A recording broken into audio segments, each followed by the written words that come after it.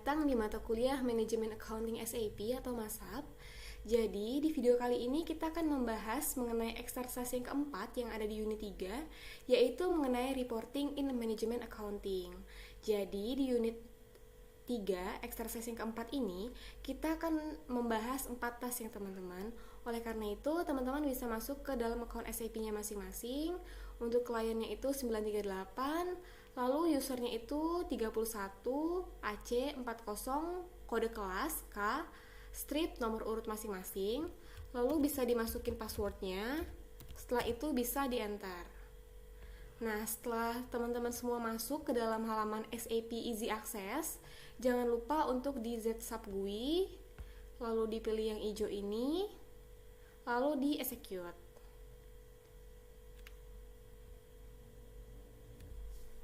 Oke teman-teman, jadi di eksersis yang keempat ini, kita itu akan melihat bagaimana bentuk-bentuk laporan keuangan di manajemen accounting SAP.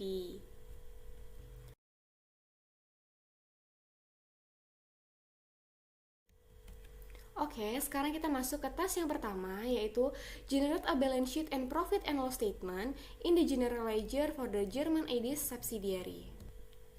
Jadi, di task yang pertama ini, kita akan melihat balance sheet dan juga profit and loss statement untuk company code 1000 atau German ID subsidiary. Caranya, kita bisa buka menu accounting, lalu pilih financial accounting, lalu pilih general ledger, information system, selanjutnya pilih general ledger reports, lalu pilih balance sheet atau profit and loss statement, lalu pilih general,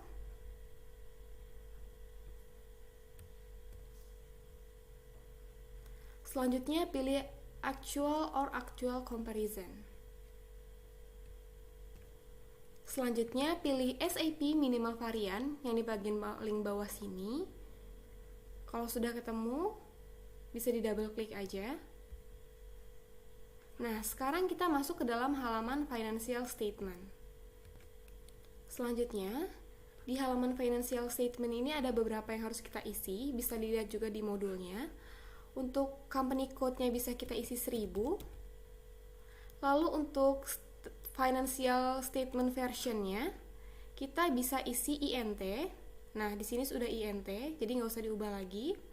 Lalu untuk language-nya kita bisa isi EN atau English. Nah, atau teman-teman juga bisa lihat di kotak-kotak yang ada di samping. EN itu adalah English. Selanjutnya, kita isi reporting year and comparison year-nya. Untuk reporting year-nya teman-teman bisa isi tahun sekarang 2024. Ini berarti nggak usah diganti. Lalu untuk comparison year-nya teman-teman bisa isi di tahun 2023. Nah, ini juga nggak usah diganti ya. Nah, jadi di sini kita akan membandingkan laporan keuangan tahun ini dengan laporan keuangan tahun lalu, yaitu yang di tahun 2023. Untuk reporting periodnya, ini ada 1 sampai 16, gitu juga dengan comparison periodnya ada 1 sampai 16. Jadi ini nggak usah diganti ya, karena kalau di SAP itu memang reporting period itu bisa sampai bulan ke-16. Jadi Januari sampai Desember itu untuk jurnal umumnya, lalu untuk periode 13 sampai 16 itu biasanya untuk periode adjustment. Nah, kalau sudah selesai terisi semua, teman-teman bisa execute yang ada gambar jam ini di kiri atas.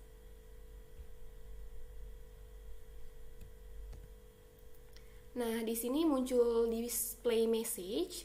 Jadi, di sini kita ditanya, kita mau menampilkan laporan keuangan ini berdasarkan company code ataupun bisnis area.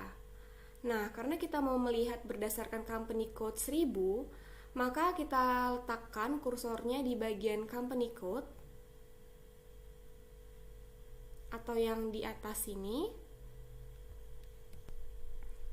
Setelah itu bisa klik centang hijau yang ada di bagian kiri bawah dari tampilan display message.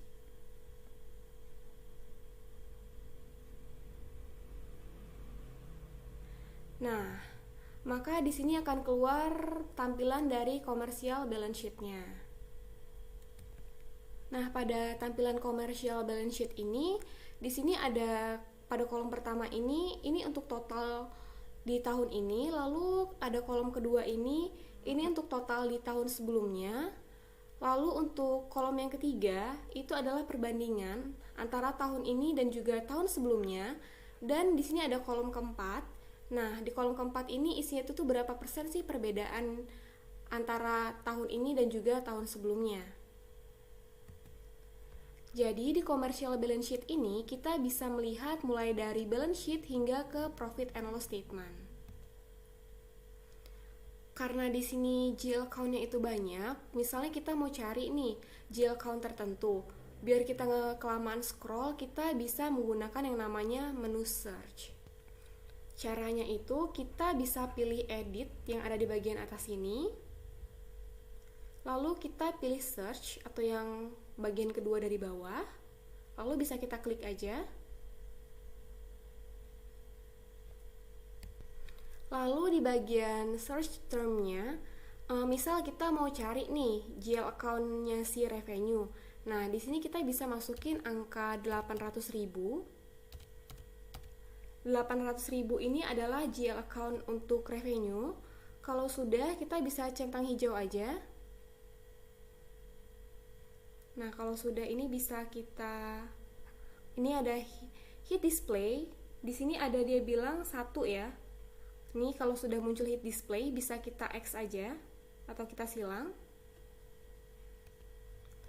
Nah, lalu kita lihat ternyata dia ini mengarahkan kita ke sales revenue yang GL account-nya itu 800.000. Nah, ternyata di sini untuk di tahun ini sales revenue dari penjualan domestik itu ada 5.570.400. Lalu untuk penghasilan di tahun sebelumnya itu ada 21.052.500. Lalu di sini ada perbandingannya juga. Perbandingannya itu ada di angka 15.482.100. Lalu di sini ada juga persentase perbedaannya, ternyata itu 73,5%. Nah, kalau teman-teman lihat di sini itu kan penghasilan tahun ini itu tuh sama penghasilan tahun lalu tuh bedanya cukup jauh ya teman-teman.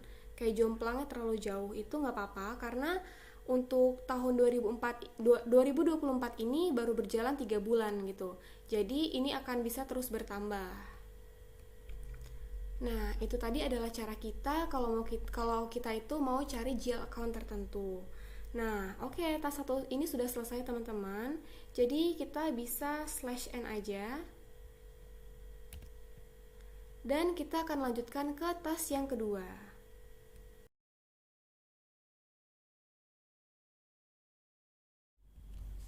Sekarang kita akan mengerjakan tas yang kedua, yaitu execute the report for a controlling area. Jadi di tas yang kedua ini kita akan membuat laporan untuk controlling area 1000. Caranya kita bisa pilih menu accounting, lalu kita pilih controlling, lalu cost center accounting, information system, report for cost center accounting, lalu plan or actual comparison.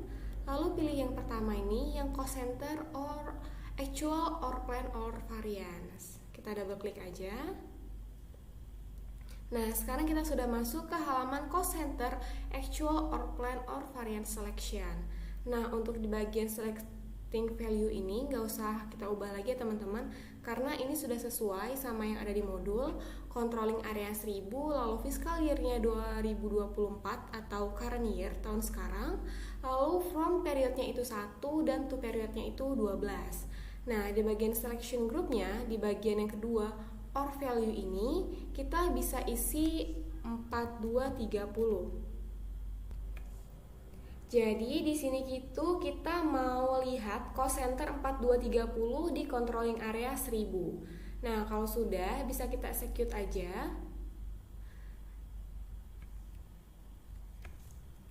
Nah, di sini itu ada actual cost, plan cost, lalu ada perbedaan antara actual dan juga variable cost-nya. Jadi, biasanya itu kan di awal periode itu kita ngelakuin planning nih. Nah, berapa sih cost yang kita keluarkan untuk masing-masing cost elemen ini? Lalu nanti akan ada actual cost-nya jika sudah benar-benar terjadi si biayanya ini tadi. Nah, nanti actual cost ini dengan planned cost ini akan kita bandingkan gitu. Jadi berapa sih gitu perbandingannya? Nah, tapi kalau teman-teman lihat di sini actual cost-nya ini masih kosong ya. Artinya kita itu belum ada bikin jurnal atau transaksi terkait dengan cost elemen 4230. Nah, di tas 2 ini kita cuma mau lihat bentuk dari laporan cost center itu seperti apa. Jadi di sini kita bisa slash n aja. Dan tas 2 selesai, kita lanjutkan ke tas berikutnya.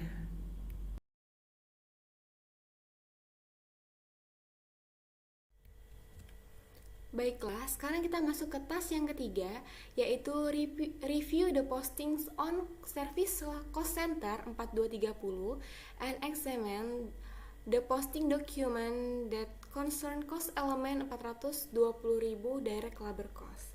Jadi di tas 3 ini kita itu mau melihat di cost element tertentu bentuk posting dokumennya itu seperti apa, atau juga dokumen asalnya itu seperti apa gitu. Jadi di laporan cost center ini, kalau misalkan kita mau tahu nih angkanya tuh berapa gitu, sebenarnya ini dari dokumen mana sih gitu. Jadi kalau kita mau telusuri angka-angka ini tuh dari mana, dokumennya apa aja, lalu benar atau tidak. Nah itu tuh bisa, caranya itu ini jangan di slash n dulu, karena untuk tas yang ketiga ini kita akan lanjut dari halaman ini. Nah, misal kita mau buka nih yang direct labor cost. Nah, kita bisa letakkan kursornya di bagian direct labor cost ini. Lalu kita bisa double klik. Nah, di sini akan muncul selection report. Di sini kita pilih yang pertama cost center actual line item. Setelah itu kita bisa pilih tanda centang hijau ini.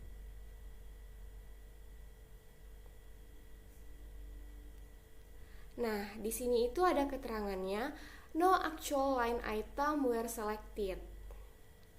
Kenapa nggak ada? Karena actual cost-nya itu belum ada nih. Karena masih kosong, jadi actual line itemnya itu nggak ada. Maka kita bisa back aja yang ada di sebelah fitur save ini yang warna hijau. Kalau ada muncul do you exit the report, pilih yes.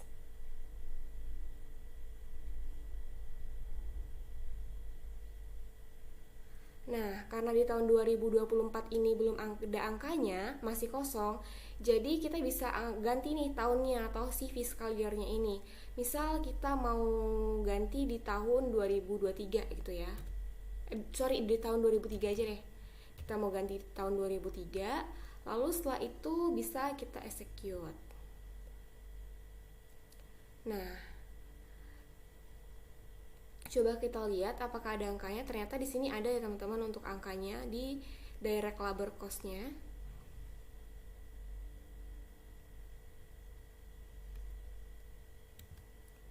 Nah, kalau ada angkanya kayak gini, berarti kita bisa nih untuk analisisnya. Caranya kita bisa double klik di direct labor cost ini.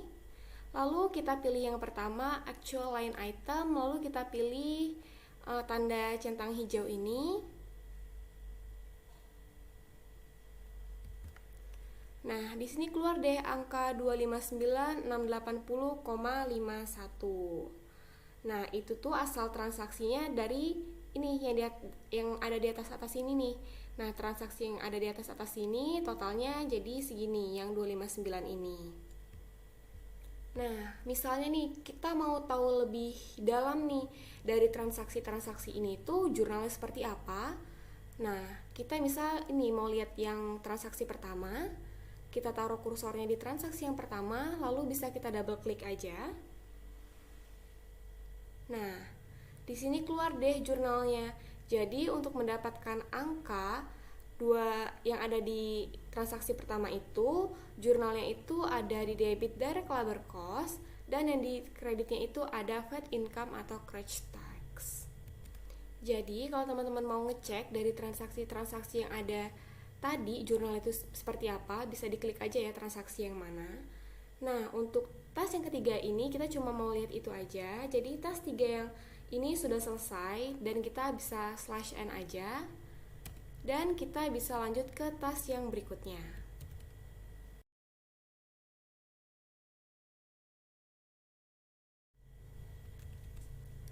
Sekarang kita masuk ke task yang keempat, yaitu execute the report in costing based profitability analysis. Jadi kali ini itu kita akan melakukan report untuk profitability analysis. Caranya itu kita pilih menu accounting, lalu kita pilih controlling, lalu kita pilih profitability analysis. Selanjutnya kita bisa pilih information system. Nah, setelah itu kita bisa pilih yang execute report. Lalu bisa kita double klik aja. Nah, kalau ada muncul set operating concern ini, di bagian operating concern ini kita bisa masukkan IDEA.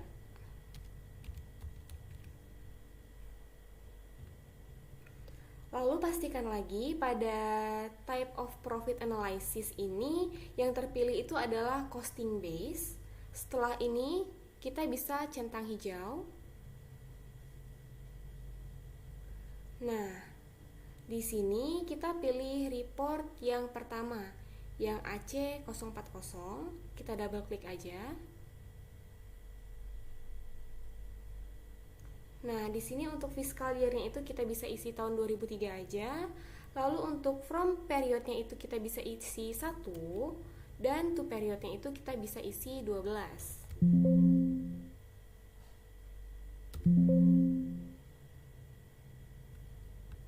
Selanjutnya, untuk version-nya ini kita bisa isi 110. Nah, di bagian output type-nya ini pastikan yang dipilih itu adalah Classic Drill Down Report. Jadi di sini itu kita itu mau melihat bentuk laporan yang bentuknya itu drill down. Nah, kalau udah kita bisa execute aja. Nah, di sini kita sudah masuk ke dalam halaman execute drill down report AC4040 detail list. Nah, di sini bisa kita lihat di bagian kolom yang pertama itu ada kolom plan, lalu di bagian kolom yang kedua itu ada kolom actual, dan kolom yang ketiga ini adalah perbandingannya, dan kolom yang keempat ini adalah perbandingannya dalam bentuk persentase. Nah, yang angka-angka yang ditampilkan di sini kan angka totalnya ya. Nah, misal kalau kita itu mau lihat perbagian nih. Nah, teman-teman bisa lihat di bagian navigation sini. Kita bisa lihat ada 4 karakteristik, ada division, produk, customer, lalu juga ada material group. Kali ini kita bisa misal mau lihat per produk, kita bisa tinggal klik aja yang bagian produk ini.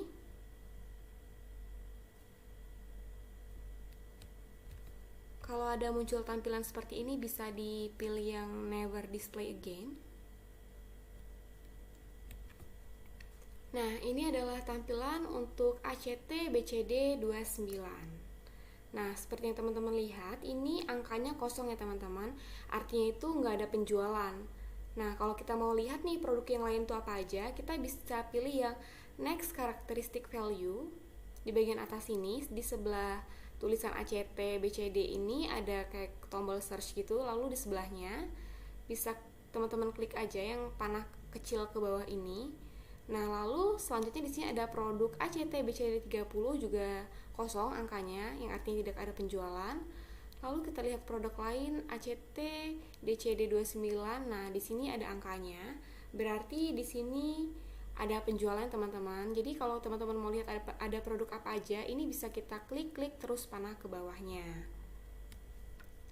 Nah, lalu misal kalau kita itu mau lihat yang lain gimana gitu. Ini bisa kita tinggal X aja yang di bagian atas ini.